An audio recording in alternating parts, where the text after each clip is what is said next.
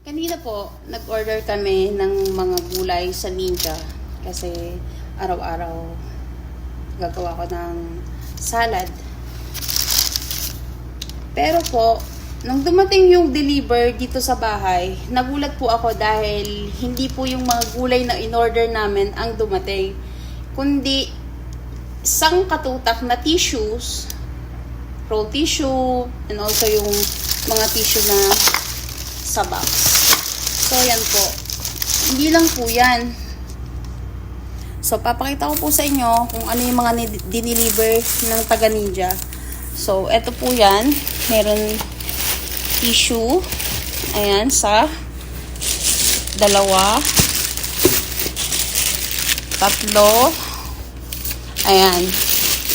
Tatlong box po siya ng tissue. And then, meron din pong mga rolls. Ayan. Isa. Dalawa. Tatlo. Apat. So, ayan. Ganyan kadami. At syempre, meron din pong fresh milk. So, ayan po siya. Bali po, itong fresh milk na ito ay nasa 10 liters. Ito pa po yung isa. Ayan. Ayan. Bali, 10 liters po yan. And then, bukod po dyan sa mga gatas at tissues na yan, meron ding Nescafe Gold. Which is meron siyang 4 na ganitong kalalaki. At mayroong Coffee Mate. Bali, 2 po ganito. Ayan, 2 po siya. 4 po yung Nescafe Gold. Ayan. Nagtataka po ako kasi ngayon lang po nangyari na nagpa-deliver ng ganyang kadami dito sa bahay. Wala naman pong magkukonsume yan. Actually, nagkakape po ako once a day lang. Hindi po ako umiinom ng sobra-sobra dahil hindi naman din po maganda ang kape sa katawan. And then, until now, hinihintay namin na pick upin ulito dahil iniisip namin na baka ito ay mali yung dalhan na bahay, ganyan. Pero, kanina pa to eh. Kasi kung sa ibang tao to, kanina pa to binalikan.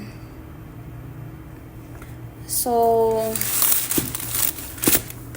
hindi ko alam kung ano nang gagawin namin dito dahil nga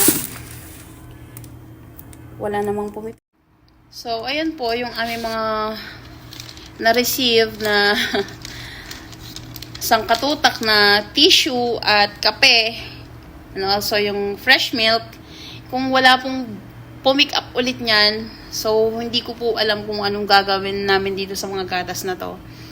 Yung kape, okay pa yon. Matagal naman siya may expired kasi 2026 pa naman yung expiration date. And also yung tissue, everyday naman yon nagagamit. Pero yung fresh milk, 10 litro yon, ewan.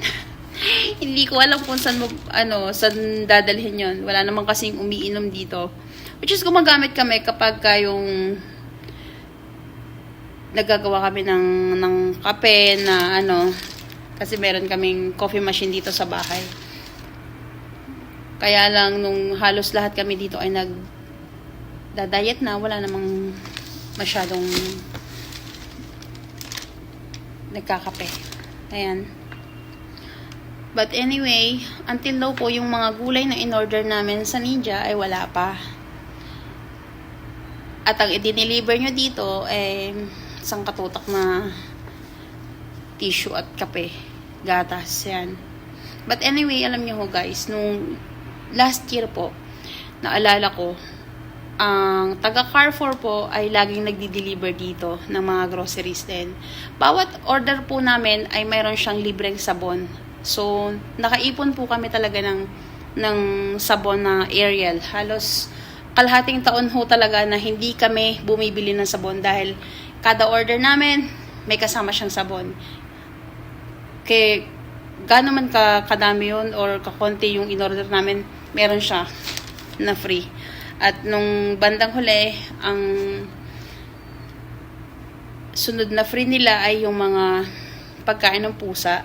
Wala naman po kaming pusa. So, yung mga pagkain ng pusa, tinapon na lang din po namin kasi wala naman pong gumagamit. Di naman po namin alam kung saan dadalhin yun. So, siguro, nung nilabas, may mga kumuha na rin, yung may mga alagang pusa, ganyan. Pero, sobrang nakakatuwa din naman dito yung mga groceries kasi lagi silang may mga free items. Hindi katulad sa Pilipinas. Ay, nako. Walang ganun. O, diba? Kung free man tong mga pinagbibili na to, or ewan, edi thank you. Ayan po siya. O, diba? Ang dami. Charot.